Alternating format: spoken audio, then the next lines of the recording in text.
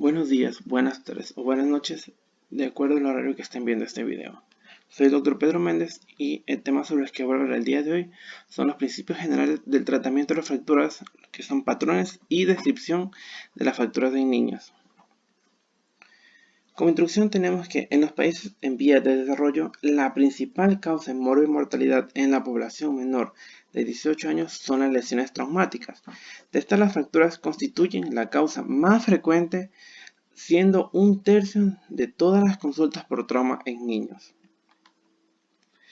Las consultas por traumas en niños van a tener una incidencia mundial de las fracturas con un alrededor de 20 por cada 1000 niños.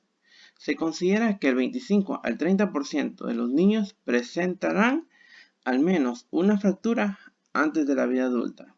La mayoría de las fracturas en niños se presentará en el hogar, siendo únicamente el 25% presenciada por los padres. Le siguen los accidentes escolares con un 13% y los accidentes de tránsito con un 12%. Además, son más comunes en niños con un 66% y en niñas con un 34%. Cerca del 66% de las fracturas pediátricas se van a localizar en los miembros superiores, mientras que el 21% ocurren en los miembros inferiores. En la literatura nos indican que el sitio anatómico más común es el antebrazo, con un 37%, siendo el radio distal la fractura más común de la población pediátrica. En general, las fracturas en niños se manejan ortopédicamente y solo el 10% van a requerir un tratamiento quirúrgico. Lo que va a requerir una admisión por fracturas en menores de 14 años va a variar en un 38 a un 71%, mientras que otros estudios nos reportan que las tasas más bajas, con un 86.6%, van a ser manejadas ambulatoriamente. La descripción de las fracturas en niños. Describir una fractura implica una explicación detallada tanto del escenario clínico como de los hallazgos radiográficos.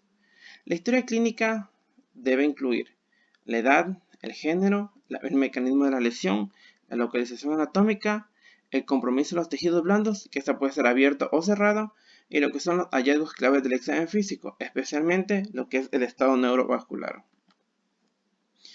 Un estudio de imagen inicial suele ser una radiografía simple. La interpretación radiológica de la fractura abarca lo siguiente: el tipo de imagenología, que deberá estar incluida la selección de la modalidad y la vista, la localización anatómica, el patrón de la fractura, relación de fragmentos, el compromiso fisario, es decir, lo que son la clasificación de Salter-Harris, lo que es la rotura fisaria y lo que es la afectación de articulación o tejidos blandos.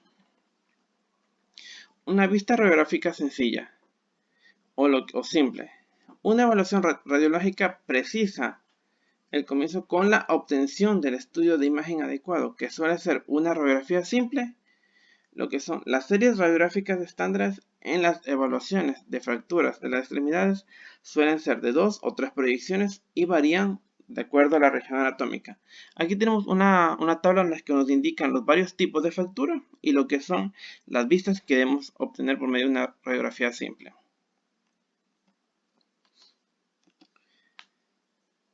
La evaluación de un niño con sospecha de fractura, especialmente de la diáfisis del hueso largo, va a requerir un examen físico de la articulación, tanto por encima como por debajo del sitio de la lesión. En algunos casos también vamos a necesitar radiografías de estas áreas, como por ejemplo la fractura de Monteggia, que va a ser una fractura bien descrita del tercio proximal del cúbito con dislocación de la cabeza radial. Si el médico visualiza una dislocación de la cabeza radial o una serie de codo, sería importante también obtener una imagen de todo el antebrazo para evaluar una fractura de Monteggia. Un patrón bien descrito que se asocia con una fractura de cúbito a nivel de diáfisis medio proximal que puede perderse en una serie dedicada al codo. Patrón de una fractura. El periósteo del hueso pediátrico tiene un potencial osteogénico significativo y es comparativamente más activo metabólicamente que el periósteo del adulto. El periósteo activo promueve la formación de callos, la unión de las fracturas y lo que es la remodelación durante el proceso de curación. El periósteo también va a ser más grueso y fuerte en los niños, lo que limita el desplazamiento de las fracturas y reduce lo que es la probabilidad de fracturas abiertas y va a mantener la estabilidad de las fracturas en comparación de las fracturas en el adulto. Las cualidades y la función del periósteo pediátrico son responsables de algunos de los patrones de fracturas únicos que se van a observar en los niños. Por ejemplo, tenemos las fracturas en hebilla, tallo verde y deformación plástica o enarcamiento. Lo que son los patrones de fractura, esto nos indica que cuando un hueso falla, es que cuando existen fuerzas de carga, que estas exceden la capacidad de la carga, que va a depender tanto de la fuerza de la lesión como de las propiedades del hueso involucrado. La falla de la carga resulta en una fractura en varios patrones únicos. Aquí tenemos que, según el mecanismo de la producción, estos pueden ser directos o indirectos. El mecanismo directo, que son las producidas en el lugar del impacto de la fuerza responsable. Y lo que es las fracturas por mecanismo indirecto, que estas se van a producir a distancia del lugar de traumatismo, que se pueden clasificar de la siguiente forma: por compresión, por flexión, por cizallamiento, por torsión, por tracción. Las fracturas por compresión. Esto indica que las fuerzas actúan en el eje del hueso. Suele afectar a las vértebras, la meseta tibial y el calcáneo. Y estas normalmente se van a producir por un aplastamiento. Las fracturas por flexión. Estas se producen cuando la fuerza actúa en dirección perpendicular al eje mayor del hueso y en uno de sus extremos con hasta el otro fijo. Las fracturas por cizallamiento. Aquí el hueso va a ser sometido a una fuerza de dirección paralela y en sentido opuesto, originándose una fractura de trazo horizontal. Una fractura por torsión.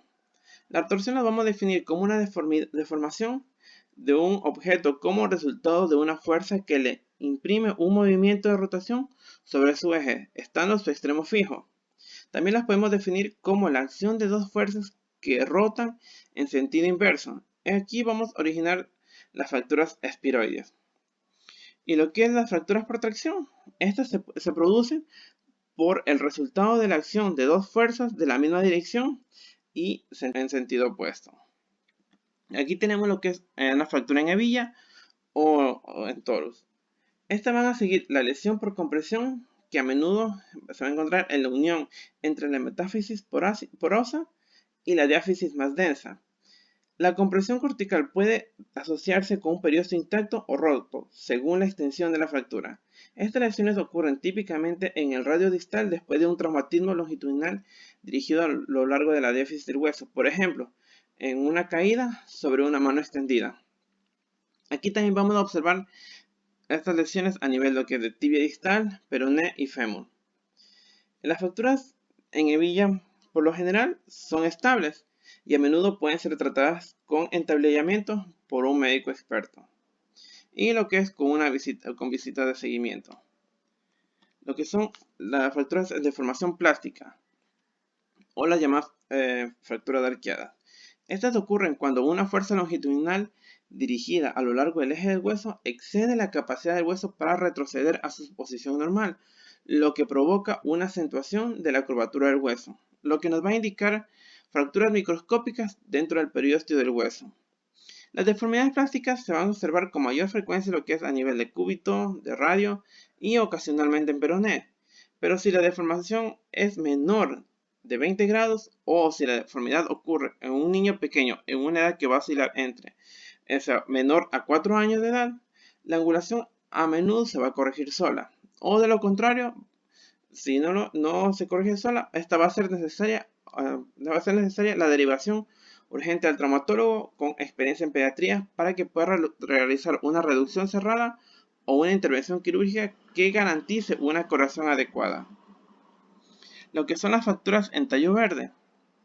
Aquí vamos a describir un hueso que está doblado con una línea de fractura que no se extiende completamente a lo ancho del hueso. Con estas lesiones, un lado tiene una fractura completa visible y al otro lado tiene una deformación plástica debido a la compresión. Estas van a tener un alto riesgo de repetirse, es decir, que las fracturas primarias del tallo verde van a representar un 84 o un 100% de las fracturas recurrentes en el antebrazo. y todas las fracturas en tallo verde requieren inmovilización. Vamos a tener también circunstancias especiales, como son las fracturas potencialmente ocultas, que estas pueden no ser evidentes en las radiografías simples iniciales y a menudo requieren un diagnóstico basado en hallazgos físicos y en imágenes de seguimiento. Lo que son las fracturas del niño pequeño o en espiral no desplazada de la tibia distal. Estos pacientes se encuentran en la edad de 9 meses a 3 años, cuando apenas comienza a soportar peso. Las radiografías AP y lateral de la pierna afectada pueden mostrar lo que es una leve fractura capilar que puede pasarse por alto fácilmente y que pueden ser confundidas con un vaso nutricio o no ser evidentes en las radiografías iniciales, en un caso de tercio de todos los pacientes. La vista AP es la mejor vista para poder observar las fracturas en espiral no desplazadas que recorre lo que es la tibia distal.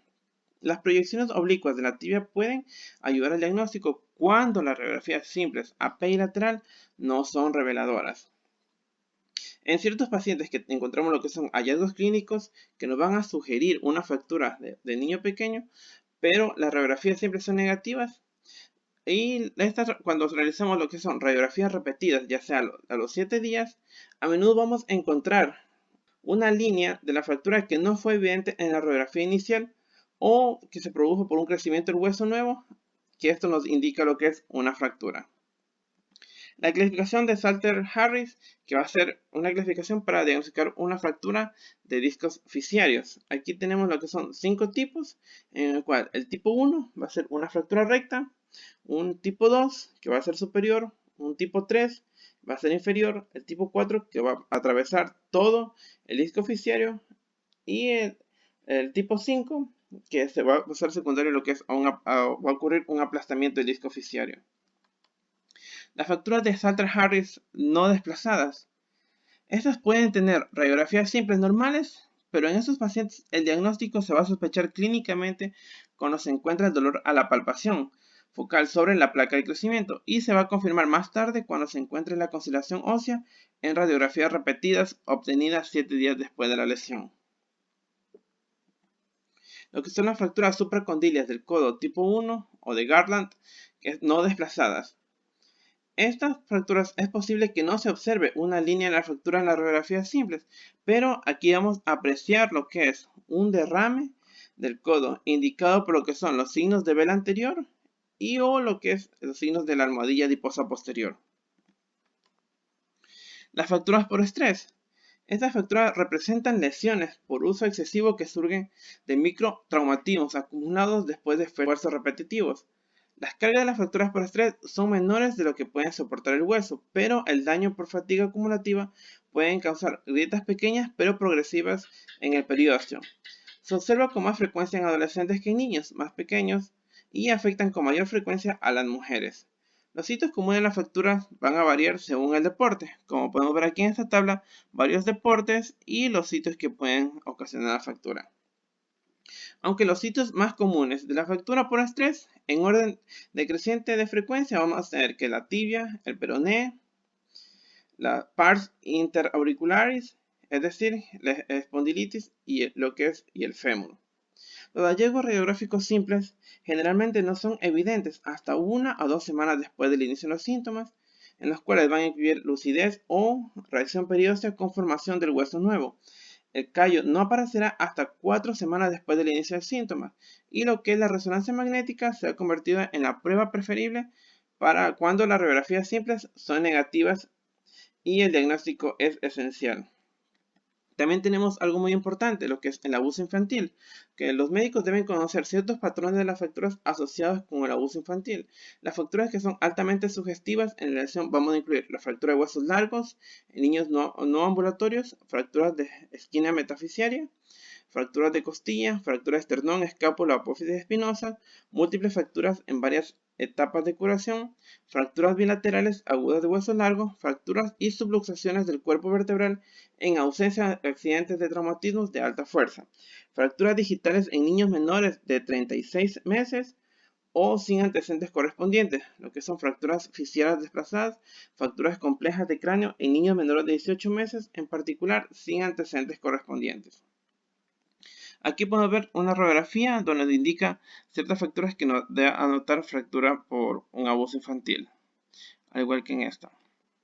Aquí tenemos unas ciertas características que nos va a indicar una bandera roja y sospechar lo que es un abuso infantil. Aquí tenemos ciertos ítems de acuerdo a ciertas secciones en las cuales nos tiene que dar una bandera roja para sospechar de abuso infantil. Y por último tenemos lo que son las fracturas patológicas, que esta va a ser una fractura en un hueso que se debilita por una anomalía subyacente. Se denomina fractura patológica en los pacientes que tienen tumores óseos, que sufren de raquitismo, que tienen síndrome de McCune-Albright, otros pacientes que tienen lo que es osteoporosis juvenil, pacientes con insuficiencia renal crónica, osteogénesis imperfecta y osteoporosis, que estos van a tener un mayor riesgo de fracturas.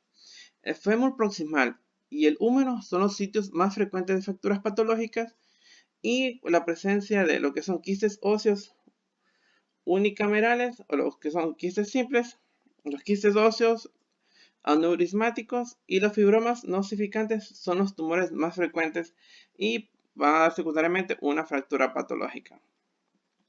Bueno, gracias.